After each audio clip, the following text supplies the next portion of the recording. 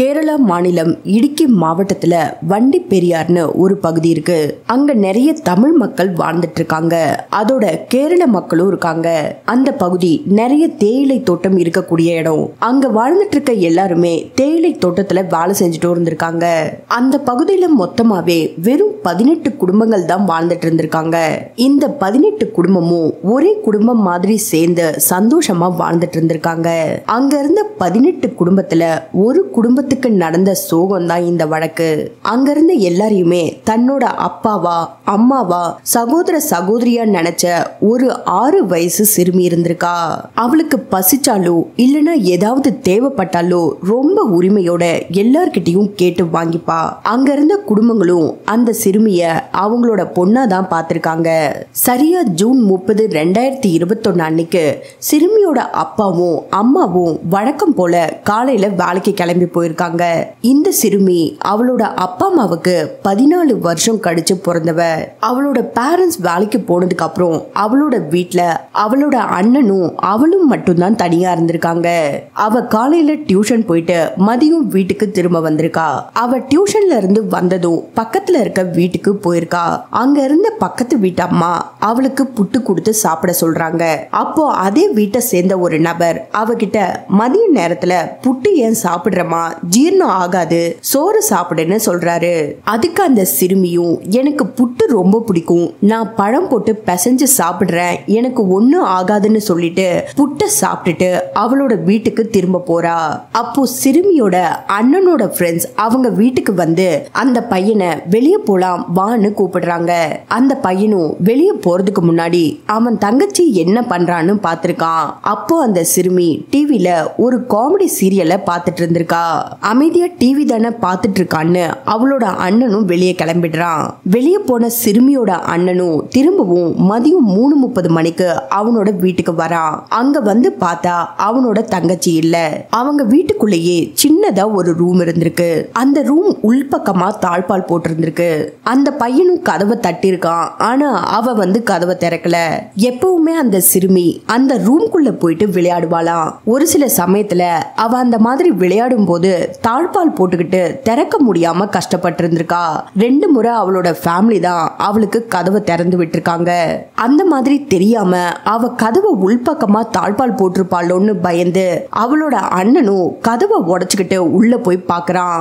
அங்க சால்வையோட ஒரு பக்கம் ஜன்னல்ல கட்டிட்டும் அவனோட தங்கச்சி கழுத்துல இன்னொரு பக்கம் சால்வை சுத்திக்கிட்டும் அவளோட ஒரு கால் பெட் மேலையும் இன்னொரு கால் கீழையும் இருந்திருக்கு. உடனே அந்த பையன் கட்ட அவிழ்த்துட்டு அவனோட தங்கச்சியை தூக்கிட்டு கத்திக்கிட்டே வெளியே ஓடி வரான். பக்கத்து வீட்டுல இருந்த 22 வயசான அர்ஜுன்ற நபர் ஓடி வந்து அந்த சிறுமிய வாங்கி குளுக்குறாரு. ஆனா அந்த சிறுமி கிட்ட இருந்து எந்த ஒரு அசைவுமே இல்ல. அர்ஜுனோட அப்பா அவரோட வீட்டுக்கு ஓடி வந்து ஷர்ட்டை போட்டுக்கிட்டு அந்த பொண்ணை தூக்கிட்டு ஹாஸ்பிட்டலுக்கும் போறாரு. அவளை செக் பண்ண டாக்டர்ஸ் அந்த சிறுமி ஏற்கனவே இறந்து போயிட்டதா சொல்றாங்க. அதோட போலீஸ்க்கு இன்ஃபார்ம் பண்ணதும் விசாரணைக்காக மருத்துவமனைக்கும் வந்திருக்காங்க. அந்த சிறுமியோட பேரண்ட்ஸ்க்கு தகவல் தெரிஞ்சதும் மருத்துவமனைக்கு ஓடி வராங்க.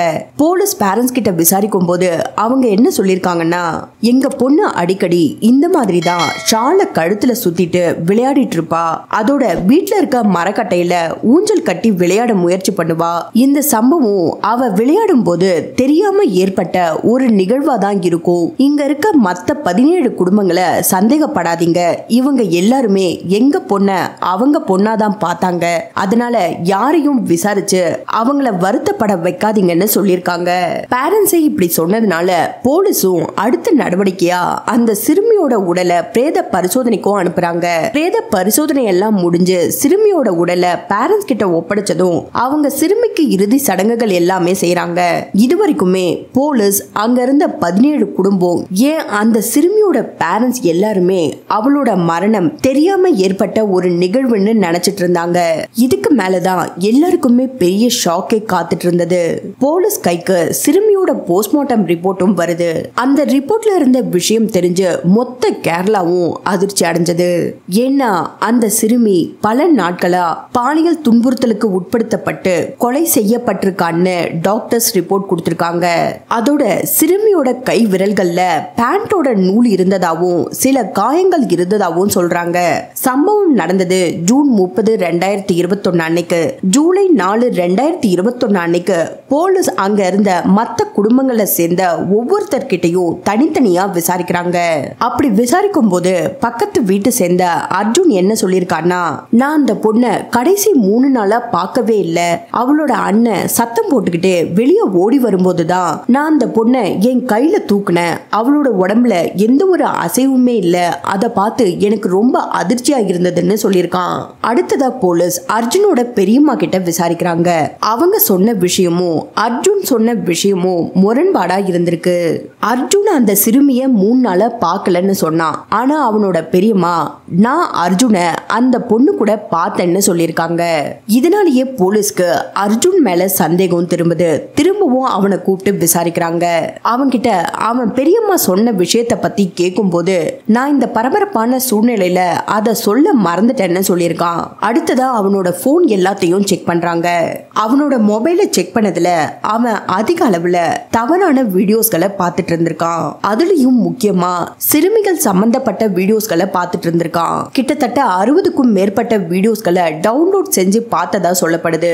இது மட்டும் இல்லாம அவனோட மொபைல்ல அந்த சிறுமியோட போட்டோஸும் இருந்திருக்கு. அதுல பல போட்டோஸ்களை டெலீட் பண்ணிருக்கான். அவன் டெலீட் பண்ண போட்டோஸ் எல்லாத்தையும் போலீஸ் தரப்புல மீட் எடுத்திருக்காங்க.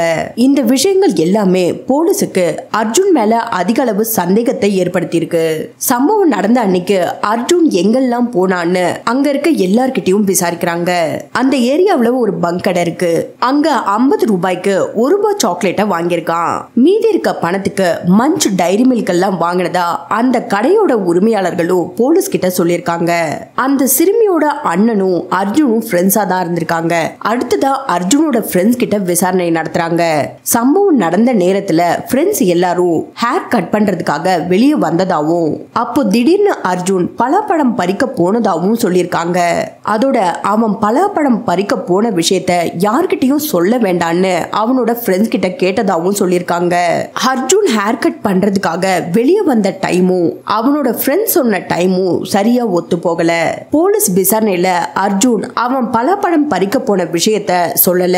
ஹேர் கட் பண்றதுக்காக அவனோட வீட்ல இருந்து 3 மணிக்கு வந்ததா அர்ஜுன் சொல்றான். ஆனா அவனோட ஃப்ரெண்ட்ஸ் 2:30 மணிக்கே அவன் வீட்டை விட்டு வெளியே வந்துட்டதா சொல்லியிருக்காங்க. அவன் சொன்ன எல்லா விஷயமும் முரண்பாடா இருந்ததுனால சந்தேகத்தின் அடிப்படையில அவனை கைது செஞ்சு விசாரிக்கிறாங்க. அதுக்கப்புறம் வெளியே வந்த விஷயங்கள் எல்லாமே அர்ஜுன் தான் குற்றவாளி, அவனே இந்த குற்றத்தை ஒத்துக்கிட்டான்னு செய்திகளும் வெளியாகுது. போலீஸ் தரப்புலயும் உறுதி செஞ்சிருக்காங்க.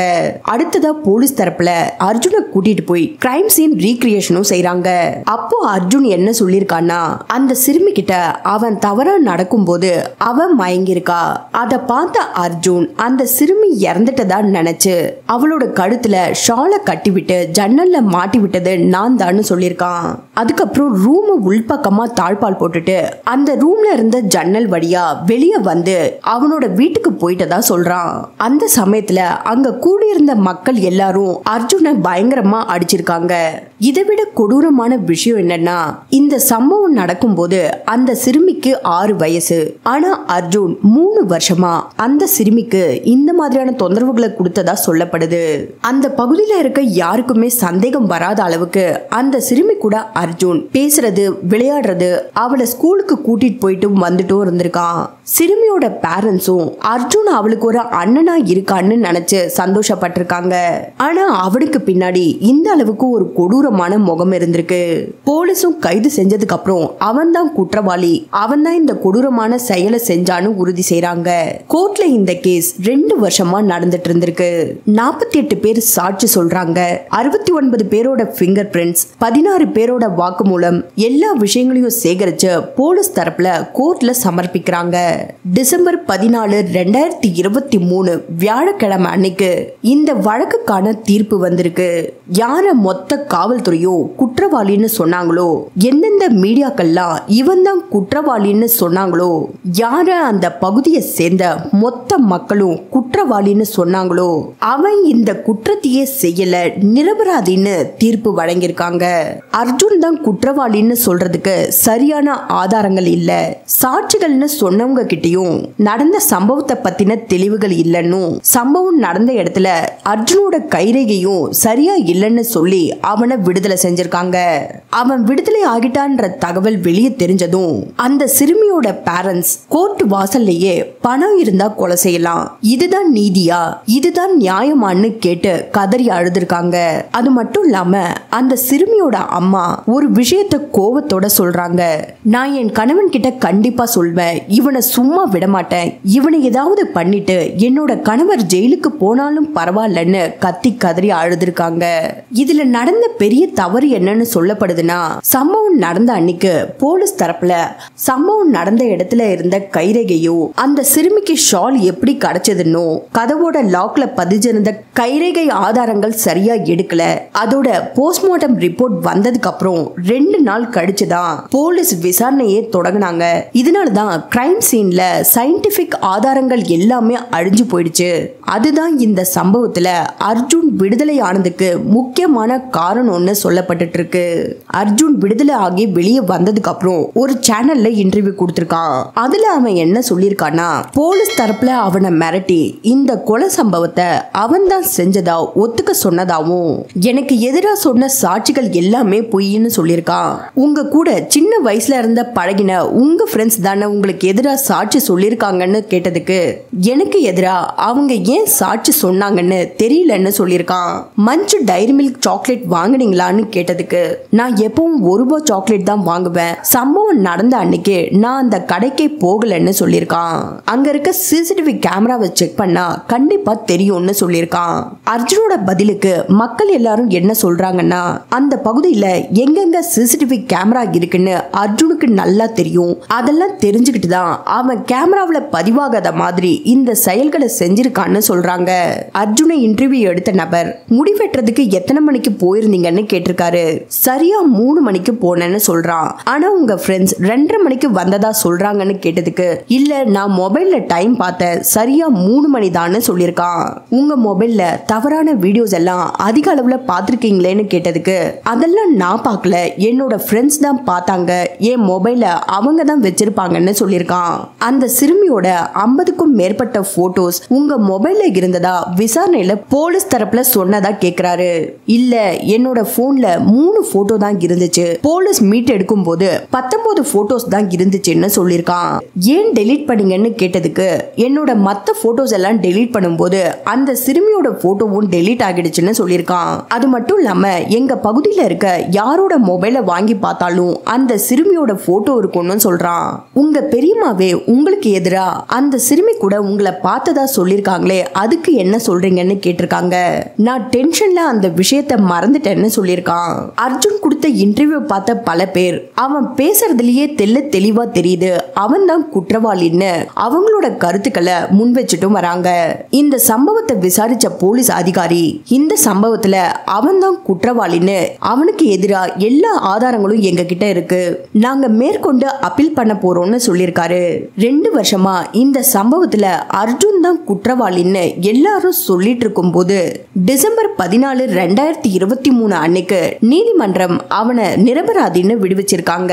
இந்த அர்ஜுன் குற்றவாளி இல்லைன்னா இந்த கொலையை செஞ்சது யாரு? இத்தனை நாள் விடை கிடைச்சிடுச்சுன்னு நினைச்ச இந்த வழக்கு இப்போ விடை கிடைக்காத வழக்கா மாறிடுச்சு. நீங்க என்ன நினைக்கிறீங்க? உங்களோட கருத்துக்களை மறக்காம கமெண்ட் பண்ணுங்க. மறுபடியும் வேற ஒரு கேஸ்ல உங்களை சந்திக்கிறேன்.